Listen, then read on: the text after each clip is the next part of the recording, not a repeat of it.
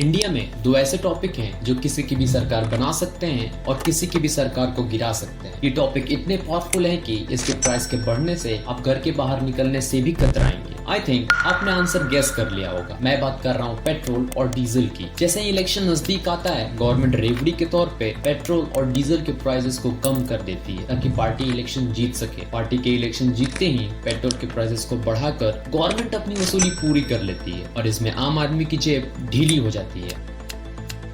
यदि आपकी as 18 year से अधिक है तो ये क्वेश्चंस आपके दिमाग में कभी न कभी तो जरूर आए होंगे। गवर्नमेंट पेट्रोल के प्राइसेस को कम क्यों नहीं करती? कोई भी गवर्नमेंट पेट्रोल और डीजल को जीएसटी में लाने से क्यों डरती है? पेट्रोल और डीजल कैसे बनता है? इंडिया पेट्रोलियम को एक्सपोर्ट क्यों करता है? क्या हमारे देश में पेट्रोलियम नहीं है? इंडियन गवर्नमेंट पेट्रोल पर ऑलमोस्ट 70% का टैक्स क्यों लगाती है? तो चलिए समझते हैं पेट्रोल और डीजल के real game.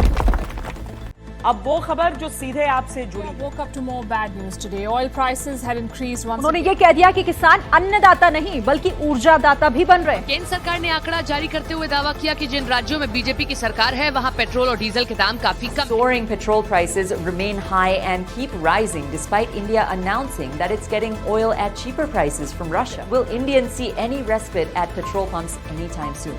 These are the core questions. Petrol और डीजल के गेम को समझने से पहले हमें पेट्रोल के एक्सट्रैक्शन प्रोसेस को समझना होगा। देखिए, कोई भी पेट्रोलियम रिजर्व को ढूंढने के लिए ग्रेविटी मीटर्स और मैग्नेटोमीटर्स का इस्तेमाल किया जाता है। जैसे ही ये कंफर्म होता है कि यहाँ पर पेट्रोलियम है, आगे ड्रिलिंग मशीन्स की मदद से ऑयल वेल बना लिया जाता है। आपने भी देखा होगा, जब भी कोई नई ऑयल फील्ड डिस्कवर होती है, न्यूज आपकी तरफ फैल जाती है। ऐसे ही दुनिया की कई सारी टीमें ऑयल फील्ड को लगातार डिस्कवर करती रहती हैं। एंड में ऑयल को ग्राउंड से सरफेस पर लाया जाता है और अब ऑयल इंपोर्ट के लिए रेडी है। दुनिया में सबसे ज्यादा oil reserve Venezuela, Saudi Arabia, Iran, Canada और इराक में मौजूद है। इन 5 देशों में से 4 मेजर कंट्रीज ओपेक ऑर्गेनाइजेशन के मेंबर्स हैं। ओपेक यानी organization of the petroleum exporting countries. इसमें टोटल 13 कंट्रीज इंक्लूडेड हैं। ओपेक कितना पावरफुल है इसका अंदाजा आप इस बात से लगा सकते हैं कि ओपेक अकेले वर्ल्ड के 37.9% ऑयल प्रोडक्शन को कंट्रोल करता है। यह ऑर्गेनाइजेशन ऑयल को कैसे मैनिपुलेट करता है इसकी बात हम आगे करेंगे। फिलहाल हम इंडिया पर आते हैं। इंडिया में भी huge amount of oil reserve पाया जाता है। इंडिया ऑयल रिजर्व के मामले में पूरे वर्ल्ड में 24th पोजीशन पर रैंक करता है। इसके बाद भी इंडिया को भारी मात्रा में ऑयल इंपोर्ट करना पड़ता है। तो सवाल उठता है, जब इंडिया में ऑयल रिजर्व हैं तो हम पेट्रोलियम को इंपोर्ट क्यों करते हैं? वेल, इसका आंसर छुपा है इस चार्ट में। इंडिया इंडिजीनियसली यानी खुद से 10 lakh barrel oil per day produce करता है। एक बैरल में टोटल 59 लीटर्स होते हैं, लेकिन इंडिया 44 बैरल ऑयल हर रोज कंज्यूम करता है, जो इंडिया को वर्ल्ड का 3rd लार्जेस्ट ऑयल कंज्यूमर बनाता है। इंडिया ऑयल के प्रोडक्शन और कंजप्शन के गैप को फिल करने के लिए हर रोज अराउंड 42,55,000 बैरल ऑयल इंपोर्ट करता है। हमारे ऑयल के 100% इंपोर्ट में से 46% ओपेक से आता है और 63% रशिया से। ओपेक का ऑयल शेयर इंडिया में धीरे धीरे कम हो रहा है because of Ukraine Russia war, क्योंकि रशिया ओपेक के मुकाबले इंडिया को low cost per crude oil provide कर रहा है। लेकिन ओपेक अपने ऑयल के दम पे पूरे वर्ल्ड को कंट्रोल करता है। एग्जांपल के लिए, जैसे हमारे यहाँ वेजिटेबल डीलर किसी भी चीज के प्राइस को बढ़ाने के लिए उस प्रोडक्ट की आर्टिफिशियल शॉर्टेज क्रिएट कर देते हैं। कुछ इसी तरह ओपेक डिमांड एंड सप्लाई का यूज करके ऑयल के प्राइस को मैनिपुलेट करता है। देखिए, पूरे वर्ल्ड में जो ऑयल प्रोड्यूस होता है इन सभी के एक बेंचमार्क होते हैं। बेंचमार्क यानी ग्रेड या क्वालिटी ऑफ ऑयल। वैसे पूरे वर्ल्ड में ऑयल के कई सारे बेंचमार्क्स हैं, लेकिन सबसे पॉपुलर बेंचमार्क है WTI और ब्रेंट। WTI यानी वेस्ट टेक्सास इंटरनेशनल इंटरमीडिएट। ये ज्यादातर यूएस के द्वारा यूज किया जाता है। Most of the European and African countries including India Brent benchmark को यूज करता है। ब्रेंट की क्वालिटी थोड़ी अच्छी होती है WTI के मुकाबले, इसलिए ब्रेंट WTI के मुकाबले एक्सपेंसिव होता है। किसी भी ऑयल की क्वालिटी 2 फैक्टर पर निर्भर करती है। पहला है एपीआई ग्रेविटी और दूसरा है सल्फर कंटेंट। एपीआई ग्रेविटी यानी ऑयल कितना हैवी है। इसे एक रियलिस्टिक एग्जांपल से समझते हैं। सपोज कीजिए एक बकेट में पानी है। जैसे ही WTI ऑयल को पानी में डालेंगे ऑयल फ्लोट करेगा, यानी इसकी एपीआई ग्रेविटी ज्यादा है। जब ब्रेंट ऑयल को पानी में डालेंगे तो ब्रेंट ऑयल पानी में डूब जाएगा, यानी इसकी एपीआई ग्रेविटी कम है। जनरली एपीआई ग्रेविटी जितनी कम है ये ऑयल उतना ही प्रीशियस होता है। सल्फर के साथ भी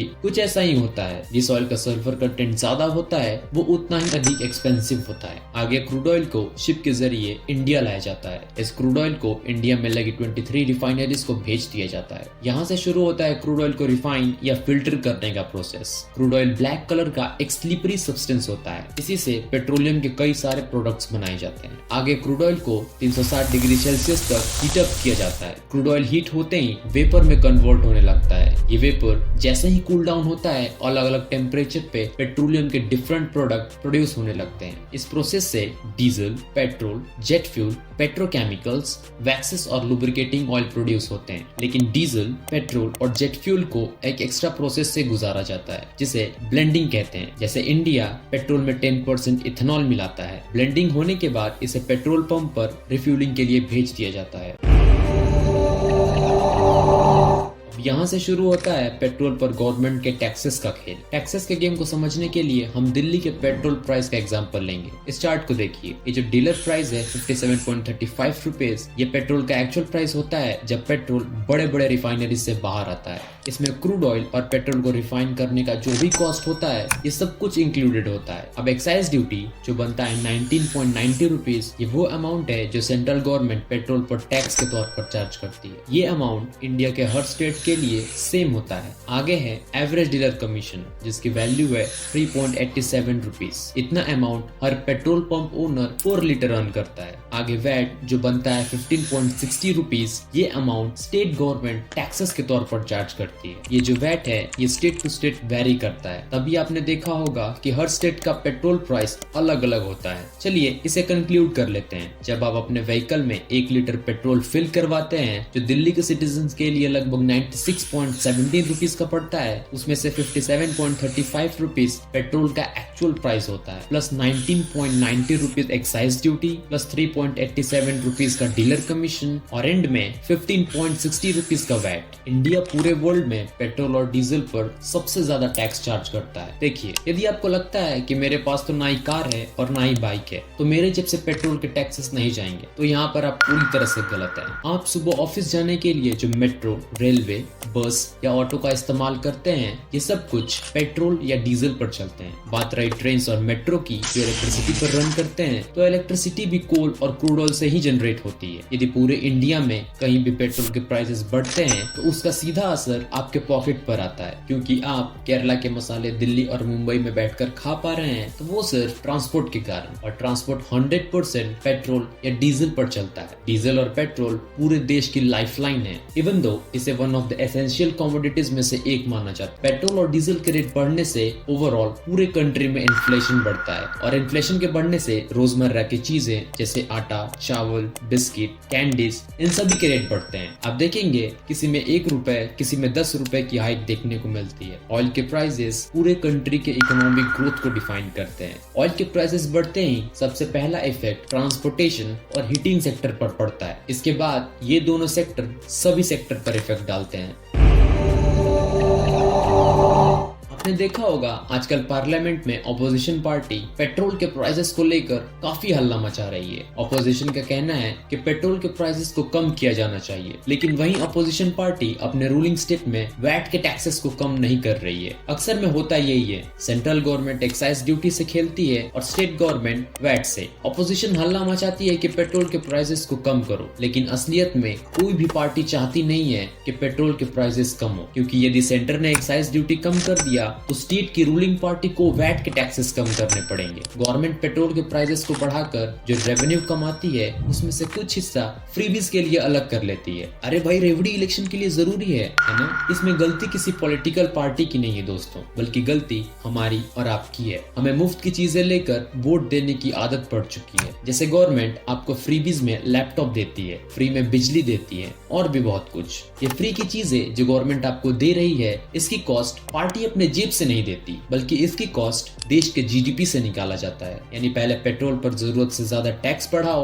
और फिर उसी टैक्स का यूज करके रेवड़ी बांटो, और ये सब कुछ से इन्फ्लेशन और बढ़ता है। लेकिन जब सेंट्रल रूलिंग पार्टी पर दबाव डाला गया कि नहीं, आप हमें बताइए कि पेट्रोल के प्राइसेस क्यों बढ़ रहे हैं, तब बीजेपी आंसर करती है कि 2014 से पहले यूपीए गवर्नमेंट ने पेट्रोल और डीजल के प्राइस को स्टेबल रखने के लिए 1.34 लाख करोड़ के ऑयल बॉन्ड जारी किए थे। आपके मन में क्वेश्चन आ रहा होगा कि ये ऑयल बॉन्ड क्या होते हैं। जैसे हमें या किसी कंपनी को पैसे की जरूरत पड़ती है तो हम बैंक से लोन लेते हैं और उस अमाउंट पर कुछ % का इंटरेस्ट पे करते हैं। कुछ इसी तरह जब गवर्नमेंट को पैसे की जरूरत पड़ती है तो वो लोन लेने के बजाय बॉन्ड जारी करती है। कई लोग इन बॉन्ड्स को गवर्नमेंट से खरीदते हैं और हमारी तरह गवर्नमेंट भी इन बॉन्ड्स पर कुछ % का इंटरेस्ट पे करती है। तो सिंपल में जब बॉन्ड को ऑयल के रिलेशन से जारी किया जाता है तो उसे ऑयल बॉन्ड कहते हैं। यूपीए गवर्नमेंट ने 2014 से पहले 1.34 लाख करोड़ के ऑयल बॉन्ड जारी किए थे, लेकिन सेंट्रल गवर्नमेंट ने सिर्फ 3 साल में पेट्रोल और डीजल से 8.02 लाख करोड़ का रेवेन्यू जनरेट किया है और उसमें से 3.71 lakh crore rupees physical year 2021 में जनरेट हुआ है। गवर्नमेंट पेट्रोल और डीजल पर टैक्स बढ़ाने का जो रीजन बता रही है ये पूरी तरह से सही नहीं है। गवर्नमेंट पेट्रोल और डीजल पर सच में जरूरत से ज्यादा टैक्स इंपोज कर रही है और ये चीज सेंटर और स्टेट गवर्नमेंट दोनों मिलकर कर रही है। 2020 में क्रूड ऑयल के प्राइसेस $20 पर बैरल तक गिर चुके थे। एक बैरल का रेट $20 कितना कम होता है, इसका अंदाजा आप इस बात से लगा सकते हैं कि अभी एक बैरल ऑयल का रेट $80 के लगभग है। जब एक बैरल ऑयल का रेट $20 था तो पेट्रोल के प्राइसेस कम होने चाहिए थे ना, लेकिन यहाँ पर गवर्नमेंट पेट्रोल के प्राइसेस को कम करने के बजाय और बढ़ा देती है। चलिए इसे सिंपल लैंग्वेज में ब्रेक डाउन करते हैं। 2020 में पेट्रोल और डीजल का बेस प्राइस 18 रुपीस कुछ पैसे का था, लेकिन सेंट्रल गवर्नमेंट पेट्रोल पर 32.98 रुपीस का एक्साइज ड्यूटी लगाती है प्लस 16.44 रुपीस का टैक्स जो दिल्ली की स्टेट गवर्नमेंट ने लगाया, और इस तरह दोनों स्टेट और सेंटर मिलकर पेट्रोल पर 70% का टैक्स लगाती हैं। जब भी क्रूड ऑयल के प्राइसेस बढ़ते हैं पेट्रोल के प्राइसेस को तुरंत बढ़ा दिया जाता है, लेकिन जब क्रूड ऑयल के प्राइसेस इंटरनेशनल मार्केट में कम होते हैं तब गवर्नमेंट पेट्रोल के प्राइसेस को कम करने का नाम नहीं लेती। इससे पहले कि आप मुझे लेफ्ट या राइट विंग में बांटें, मैं आपको बता दूं कि ये सब कुछ कोई एक पार्टी नहीं करती। सेंटर एक्साइज ड्यूटी में खेलती है और स्टेट वैट में। जो पार्टी सेंटर को क्रिटिसाइज कर रही है वो खुद अपने रूलिंग स्टेट में वैट टैक्सेस का 1 रुपया कम करना नहीं चाहती।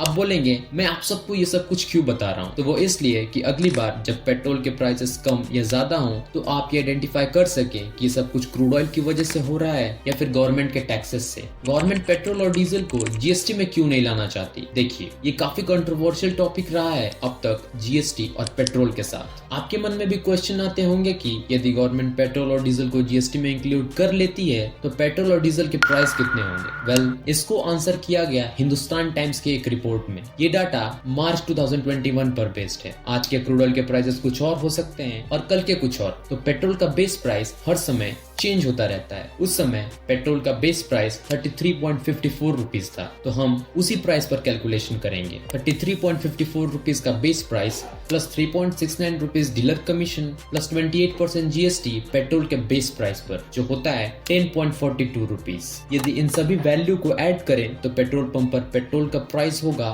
47.65 रुपीस। सेम कैलकुलेशन डीजल के साथ भी होगी। पेट्रोल और डीजल को जीएसटी में लाने के बाद जो प्राइस आएगी वो काफी कम है करंट के प्राइस से। आप डिफरेंस साफ साफ देख सकते हैं। यदि पेट्रोल का बेस प्राइस इंक्रीज होता है तो पेट्रोल के ओवरऑल प्राइस इंक्रीज होंगे। तो ये कोई बड़ी प्रॉब्लम नहीं है। जो इंटरनेशनल मार्केट में क्रूड ऑयल के प्राइसेस होते हैं, कंपनीज लगभग उसी प्राइस के अकॉर्डिंग अपने रेट सेट करती हैं। आज भी यदि पेट्रोल का बेस प्राइस इंक्रीज होता है तो गवर्नमेंट पेट्रोल के प्राइसेस को तुरंत बढ़ा देती है। तो आप बोलेंगे फिर गवर्नमेंट पेट्रोल और डीजल को जीएसटी में इंक्लूड क्यों नहीं कर देती? शायद गवर्नमेंट के ऊपर वोट की बारिश हो जाए। देखिए ये पार्टीज देश को हमसे भी अच्छी तरीके से समझती हैं। एक रिपोर्ट के अकॉर्डिंग पेट्रोल को जीएसटी में लाने से सेंट्रल गवर्नमेंट को हर साल 1 लाख करोड़ का नुकसान होगा। इन्हें प्रॉफिट और लॉस हमसे भी अच्छे से आता है, इसलिए गवर्नमेंट इसे झेलना नहीं चाहती। यदि पेट्रोल के प्राइसेस को बिना जीएसटी के स्टेबल रखना है तो हमें पेट्रोलियम को स्टोर करना होगा। इंडिया में टोटल 3 ऑयल रिजर्व डिपो है। पहला oil oil depot Andhra Pradesh के विशाखापट्टनम में सिचुएटेड है, जिसकी कैपेसिटी